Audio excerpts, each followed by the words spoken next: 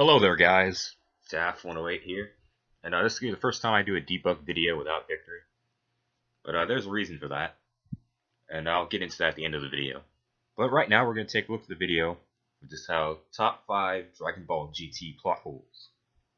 Now, I'm trying to make a point of it on this channel that I am the GT fanboy extraordinaire. I love that series. I love the characters, and I feel like it gets an unfair representation in the Dragon Ball community. Even though we're not really a Dragon Ball channel, we will talk about Dragon Ball, whatever, when we want to, or when it's relevant, or whatever. But my main point here is that I'm going to defend GT to the death whenever I can. And so that includes debunking these horrible plot holes. So, without further ado, let's let him begin. Dragon Ball GT. You either hate it or love it. There's no in between. If anything, GT is filled with a plethora of plot holes and inconsistencies. Now don't get me wrong, this video is in no way trying to hate on GT. It is merely a video that articulates the top 5 biggest GT plot holes in terms of what we've come to know in canon Dragon Ball. So let's take a look at the top 5 biggest GT plot holes. Alright, I'm stopping right here. He hasn't actually begun talking about them yet, obviously, but I will say one thing about his video, and that I like his voice. It's nice. It's nice. Like, if I have to debunk someone, it's nice to like enjoy what they're saying, even though what they're saying is completely wrong.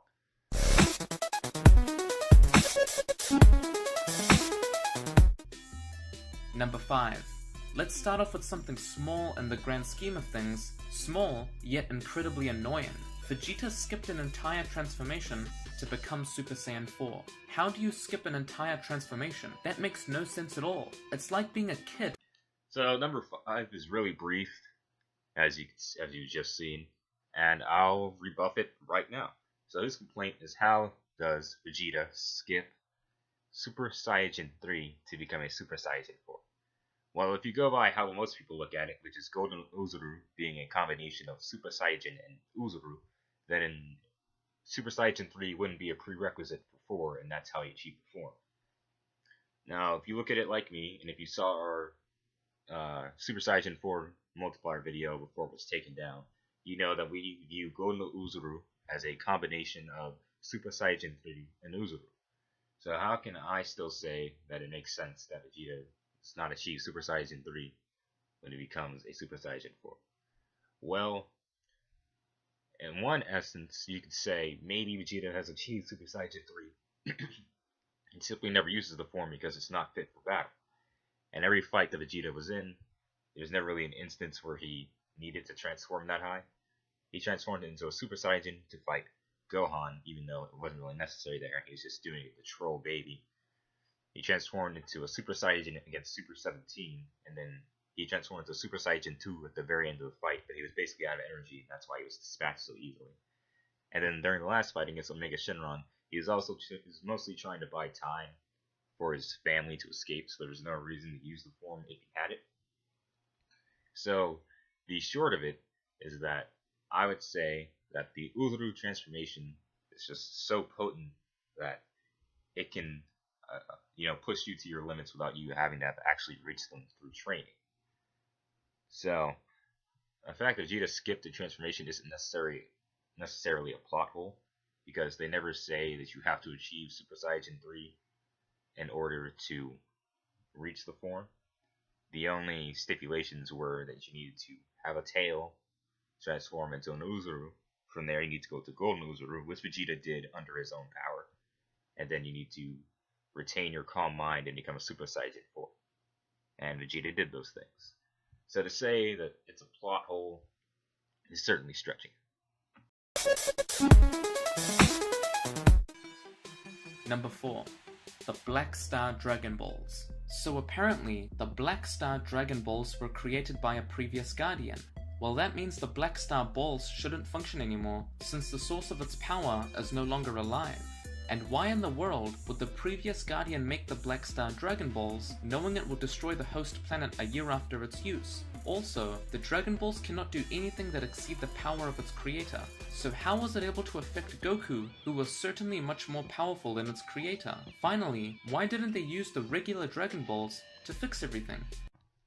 Alright, so this one's pretty easy to debunk. Okay, the original Guardian, which he's referring to, is not the original Guardian at all. It's actually the unnamed Namekian, which is what Piccolo and Kami were before, they split in Dragon Ball. And essentially, these Dragon Balls were created by that Namekian. And the reason they're still around is because when Piccolo refused with Kami, the Nameless Namekian came into existence again. And so while the regular Dragon Balls ceased to function, the Black Star Dragon Balls resumed their functioning once again.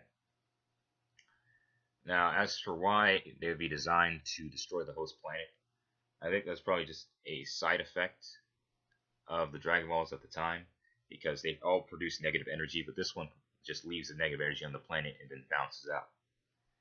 It's also possible that he didn't care, because it's important to remember that the unnamed Namekian split from his evil half so he could be pure good and become the Guardian.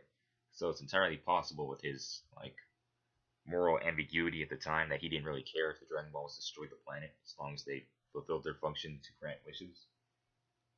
Next, the reason it's able to affect Goku is because the Black Star Balls are much more powerful than the regular Dragon Balls and don't follow the same rules as the other Dragon Balls. For example, they are able to kill people. So, the reason why it would be able to affect Goku is because these Dragon Balls are much more powerful than previous ones and are not bound by the same limitations. And keeping that in mind, Piccolo during the Black Star Dragon Ball saga was stronger than base Goku. So since Piccolo is the connection to the Black Star Balls, it makes sense, even using the rules of the old balls, that they would be strong enough to affect it. And finally, they can't use the normal Dragon Balls to reverse the effects of the Black Star Balls, because the Black Star Balls are much more powerful and do not have the ability to overturn their magic because their magic is inferior. Number 3. Baby Vegeta. Every major villain in GT has a plot hole-ridden origin story. Baby manages to possess and take control of Vegeta. Now we know this isn't possible. Back in Dragon Ball Z, Vegeta was able to withstand and overcome Babidi's mind control because his willpower is too strong. Therefore, Baby shouldn't have been able to possess Vegeta. I'm realizing my explanations are getting a little long, so I'm going to try to make this one brief. Alright, it's very simple. It's because what Baby does isn't mind control. His eggs literally change the biological function of the people he's within.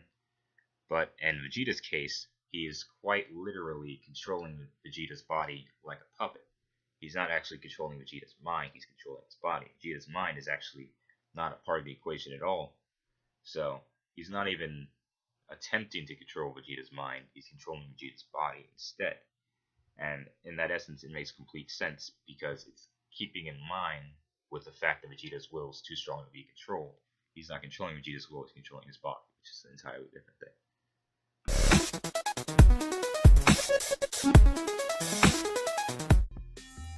Number 2. Super Android 17. Every single piece of Super Android 17's origin story is a plot hole. First of all, Gero and Mew work together to build Hellfighter 17. Okay, stop. We know as per the Dragon Ball manga that when a bad person dies, they do not retain their body. How in the world did Gero and Mew retain their bodies? Secondly, where did they find the necessary material to build Hellfighter 17? They're in hell. Thirdly, by this point, Android 17 is an absolute joke. Back in the Majin Buu arc, Goten and Trunks were sparring on par with Android 18. It's been 15 to 20 years since then. Base form Goku or Vegeta should be able to curb stomp Android 17 in their sleep. But anyway, they merge together and okay, let's say they get the usual power multiplication that fusing offers. Super Android 17 should still be incredibly weak. Let's be conservative.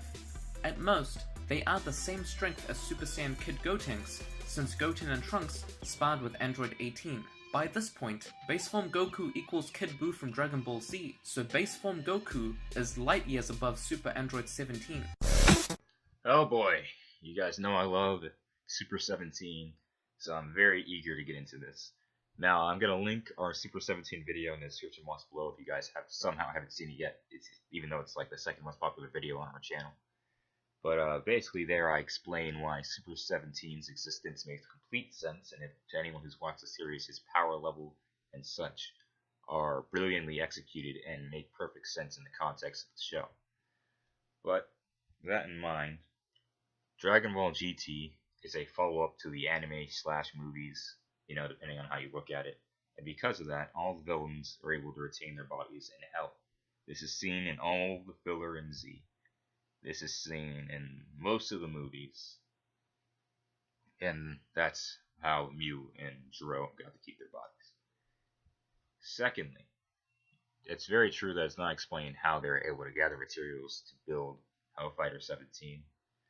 But we should keep in mind that they're in Hell and are immortal, so it's entirely possible they could use their own, like, mechanical parts and parts from 19 to build Hellfighter 17.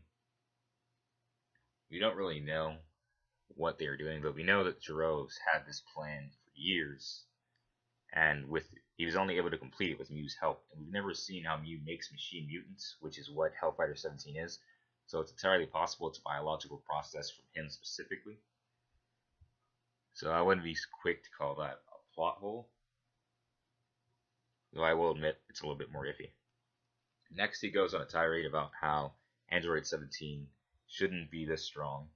And again, I did an entire video on this. Well, Victor and I did an entire video on this. Again, one of my favorite videos, where he explained why his strength makes perfect sense. And again, that video will be in the description box below. But I'll explain briefly why it makes perfect sense. Hellfire 17 is a machine mutant. All the machine mutants are stronger than Majin Buu. So, because of that, Hellfire 17 is on a different tier than Android 17 was on Earth. Also, when he and Android 17 open the portal between Hell and Earth, he powers up Android 17 to be his equal, making them both much stronger than Majin Buu, and they're only a match for base Vegeta. And when they merge with the Super 17, they only become stronger than Super Saiyajin Goku. Again, watch our entire video on it for more details. But Debunk.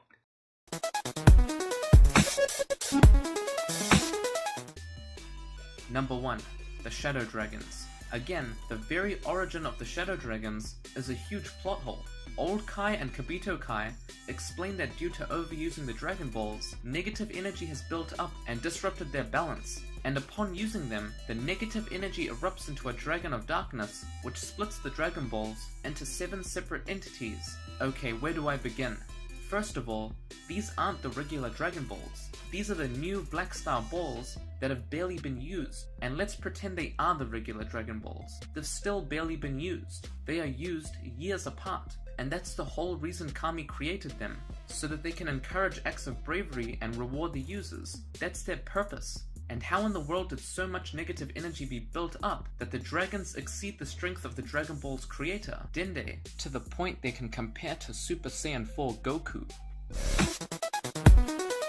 So I think, dude, at this point, you should rewatch GT before making this video. Okay? Because the negative energy is completely tied to the original balls. The Black Star balls have been destroyed at this point because Piccolo chose to remain dead at the end of the Bebi Saga. So, trying to say that these are from the Black Star balls, it's literally wrong. Just watch the series. Secondly, the negative energy is a result of the wishes being made. The Dragon Balls were originally intended, if you watch the series, they state this, to be used every 100 years or so. But because of the Dragon Radar, they're able to use them several times in just a 30-year span, which caused the negative energy to overwhelm. This is keeping in line with the series, because again, negative energy has already been shown to be very destructive. The Black Star Balls don't even cleanse themselves of negative energy, they just leave it on the planet and get out, and that's why Earth was going to be destroyed in the Bebi Saga. So that's the reason why it makes sense, because it's the same Dragon Balls we've been using from Dragon Ball to now, except Dende is tied to them now instead of Kami. They're not the Black Star Balls.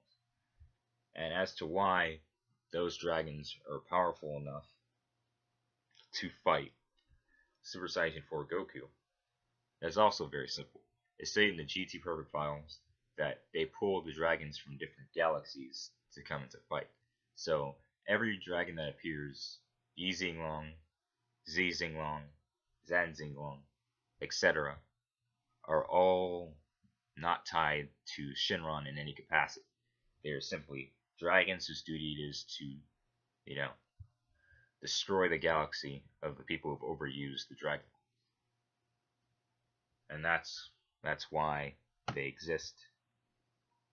And this ended up being way longer than I was expecting it to be. But that's the way it goes when you're debunking things. So there we go, guys. Quick debunk of the top 5 Dragon Ball GT plot holes. I hope you guys enjoyed the video. Remember to hit me with a like, comment, subscribe if you're new.